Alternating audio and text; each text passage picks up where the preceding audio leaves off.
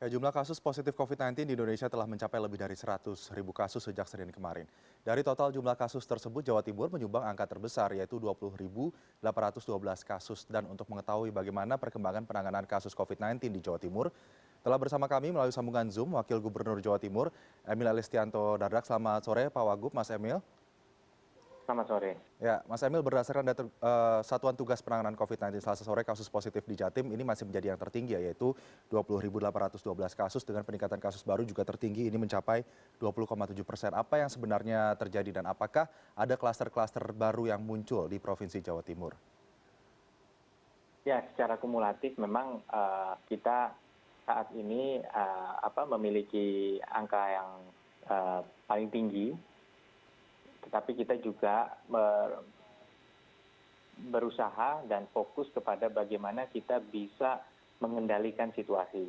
Tolok ukurnya apa? Tolok ukurnya kita ingin memastikan bahwa angka penyebaran COVID ini tidak meningkat angka hariannya. Jadi memang secara kumulatif akan bertambah, tapi tingkat penambahannya ini yang ingin kita kendalikan. Jangan sampai apa yang sering disebut exponential curve itu terjadi. Nah, inilah yang kita lakukan dengan berusaha meningkatkan upaya promotif preventif dan juga upaya tracing atau penelusuran. Nah, bagaimana kita bisa menelusuri efektif adalah dengan juga memaksimalkan ketersediaan alat-alat untuk pengujian atau testing. Jadi ini semua langkah-langkah ini dilakukan sehingga kita bisa menguak fenomena gunung es. Mungkin yang terlihat di atas permukaan laut ya istilahnya itu hanya sekian, tetapi sebenarnya banyak yang belum terlihat di bawah. Nah, pertanyaannya untuk apa kita tahu? Karena dengan tahu kita bisa melakukan langkah-langkah penanganan seperti mengisolasi.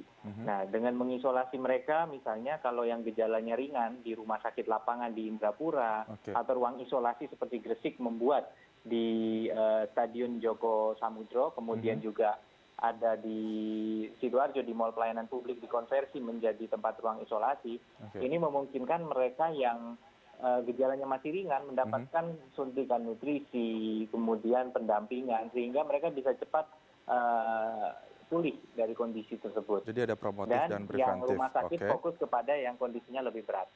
Ya, Mas Emil, kalau kita melihat dari sebaran kasusnya dari 38 kabupaten kota di Jawa Timur, ini ada Kota Pasuruan, Gresik, dan juga Kota Surabaya yang menjadi penyumbang atau wilayah dengan zona merah COVID-19. Dan kita sama-sama tahu Pasuruan dan Gresik juga Surabaya ini adalah 3 dari 5 kota di Jawa Timur yang memiliki kawasan industri. Sementara 16 karyawan di Kabupaten Bondowoso juga diketahui positif COVID-19 baru-baru ini.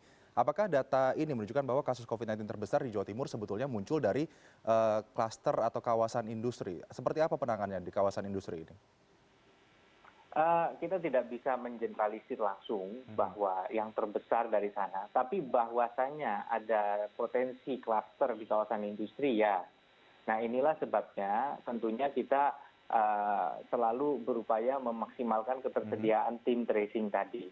Jadi bagaimana kita bisa dengan cepat melakukan swab test sehingga kemudian kita bisa melakukan langkah-langkah penanganan apabila terjadi sesuatu di kawasan industri. Kita bisa cepat mengkonfirmasi kasus.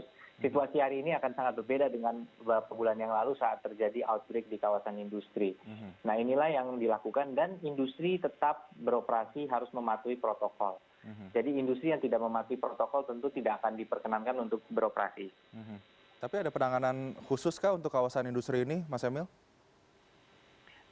Semua tempat kerja tentunya kita melakukan penanganan, tetapi begini, saya juga berkesempatan untuk turun ke beberapa pabrik. Sebenarnya pabrik ini punya SOP yang cukup rigid, kemudian siapa yang datang itu juga relatif terpantau. Nah, tinggal bagaimana kemudian kita sinergikan ini dengan ketersediaan sarana dan prasarana untuk melakukan penelusuran dan pengujian apabila terjadi sesuatu.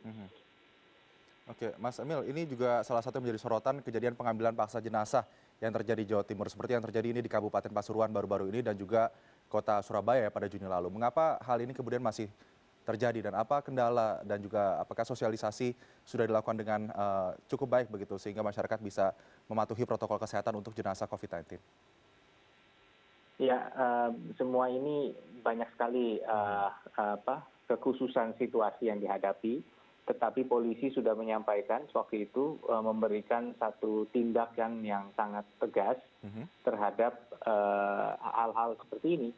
Begitu. Jadi pada saat itu misalnya ada pengambilan paksa di salah satu rumah sakit di Surabaya, kemudian ya keluarga dan pelakunya itu kemudian harus mempertanggungjawabkan perbuatan di depan polisi dan menyampaikan permohonan maaf. Sosialisasi maksimal, tetapi sosialisasi tidak menjamin kepatuhan 100%. Itu yang perlu diingat. Oke. Nah, maka dari itu kita ingin memastikan tidak ada satupun kelompok masyarakat yang mengira perbuatan seperti itu dibiarkan. Itu yang paling penting. Oke, selanjutnya terkait dengan fasilitas juga tenaga kesehatan di Jawa Timur. Seperti kita ketahui juga data kesembuhan di Provinsi Jawa Timur cukup besar. Ini mungkin untuk menginspirasi juga provinsi-provinsi lain. Apa yang dilakukan sehingga bisa memberikan data yang cukup positif terkait dengan data kesembuhan ini? Ya tentu kesembuhan ini memang merupakan sebuah konsekuensi dari jumlah pasien positif yang kita miliki. Tetapi ini dengan persentase kesembuhan yang tinggi, kita sudah masuk zona di mana case recovery rate kita juga secara persentase tinggi. Jadi sekarang lebih dari 60% pasien kita ini terkonfirmasi sembuh, ya, atau 12.680 ini per angka kemarin. Ini sudah menjadi buah karya dari tenaga kesehatan kita. Nah, ini adalah kerja yang luar biasa dari tenaga kesehatan. Tetapi kalau mau ditanya apa kira-kira juga yang mendukung, itu tadi. Bahwa kata kuncinya pertama tentunya harus ada dukungan sarana prasarana yang memadai. Yang kedua juga kita perlu memastikan bahwa tidak terjadi overload. Nah, untuk meminimalisir overload, ini tentunya salah satunya adalah meningkatkan kapasitas di rumah sakit. Kedua, memisahkan antara rumah sakit rujukan dengan rumah sakit lapangan. Berdasarkan gejala, kita akan fokuskan yang ringan maupun sedang atau considerably asymptomatic. Ini kita letakkan di rumah sakit lapangan, karena di sana juga dengan bersama-sama dengan pasien yang kondisinya juga mirip, yaitu asimptomatik, ini juga menambah semangat untuk sembuh dari pasien. Oke, Mas Emil, ini angka kesembuhan yang tinggi, namun juga kita tidak bisa mengabaikan data tentang adanya tenaga kesehatan, tenaga medis yang gugur menjadi korban COVID-19 ini. Bagaimana aspirasi yang mereka sampaikan para tenaga medis di rumah sakit darurat, dan apa yang akan dilakukan untuk menekan angka agar tidak ada lagi tenaga medis yang ikut menjadi korban penyebaran virus corona? Pada saat kami tadi menyampaikan ada upaya meningkatkan okupansi kapasitas maksud kami, sehingga okupansi rasionya bisa diturunkan. Pertanyaannya untuk apa kalau akhirnya kamar-kamar ini katakanlah nggak kepake gitu ya, menjadi buffer stock. Itu penting supaya arus pasien ini lancar. Jangan sampai pasien baru masuk, pasien ini baru keluar sehingga ada nunggu di selasar, ngantri di sini, karena itu akan meningkatkan kemungkinan terjadinya penyebaran-penyebaran. Nah, oleh karena itu kita memastikan bahwa dengan peningkatan kapasitas seperti di Sutomo kemarin baru ada ratusan tambahan kapasitas bed yang ditingkatkan. Tujuannya adalah juga untuk memberikan cadangan area buffer itu, sehingga pada saat pasien baru datang dia bisa langsung masuk kamar tanpa menunggu proses dari kamar berikutnya di mana pasien keluar. Nah, ini akan mengurangi juga beban dari tenaga kesehatan. Mengalokasikan kepada rumah sakit lapangan juga mengurangi beban tenaga kesehatan di rumah sakit rujukan. Dan juga kemarin kita menyoroti misalnya di UGD, itu kan riskan terjadi misalnya. Maka UGD untuk rumah sakit Sutomo, rumah sakit UNER ini juga sudah dipisah. Ini memungkinkan kemudian bahwa tidak ada resiko terjadi penyebaran di UGD. Dan jam kerja dari tenaga medis ini juga menjadi salah satu dari area yang langsung dibenahi oleh manajemen rumah sakit bersama dengan koordinator dari katakanlah residen spesialis. Oke, jadi sudah ada langkah-langkah yang dilakukan untuk tadi ya, penambahan ruangan atau jarak bagi tenaga medis agar tidak ada penumpukan pasien dan juga tidak dilanggar protokol kesehatan itu antara tenaga kesehatan dan juga pasien. Mas Emil, selanjutnya terkait dengan Idul Adha yang sudah di depan mata begitu. Ini untuk mengantisipasi adanya tingkat arus mudik yang tinggi yang terjadi sehingga menyebabkan imported case begitu di Provinsi Jawa Timur. Apa yang sedang dilakukan dan apa yang dilakukan untuk mengantisipasi hal tersebut? Tentunya sekarang kita sudah punya protokol berpergian yang tetap menerapkan adanya kalau pesawat udara menggunakan rapid test. Cuman kalau perjalanan darat ini memang kita tidak menerapkan checkpoint seperti dulu. Nah, harapan kami sebenarnya ketangguhan kesiapan ini sudah dibangun di lingkungan masing-masing.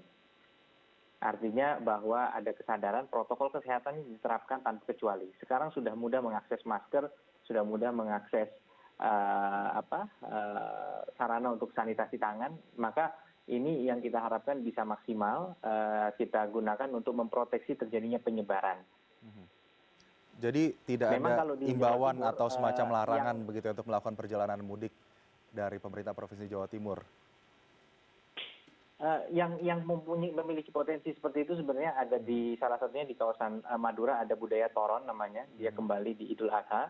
Ini kebetulan dari Kesbangpol juga dengan Polda melakukan pengamatan terutama di penyeberangan Suramadu untuk memastikan bahwa tidak ada misalnya kendaraan yang overload isinya terus dan sebagainya, itu dilakukan pengawasan. Baik. Jadi semoga meskipun tidak ada imbauan atau larangan untuk mudik, tapi protokol kesehatan bisa terus dilaksanakan ya oleh para pemudik agar tidak terjadi lagi peningkatan kasus akibat imported case. Terima kasih Mas Emil Dardak, Wakil Ya. Gubernur Jawa Timur untuk waktunya dengan kami pada sore hari ini. Selamat sore.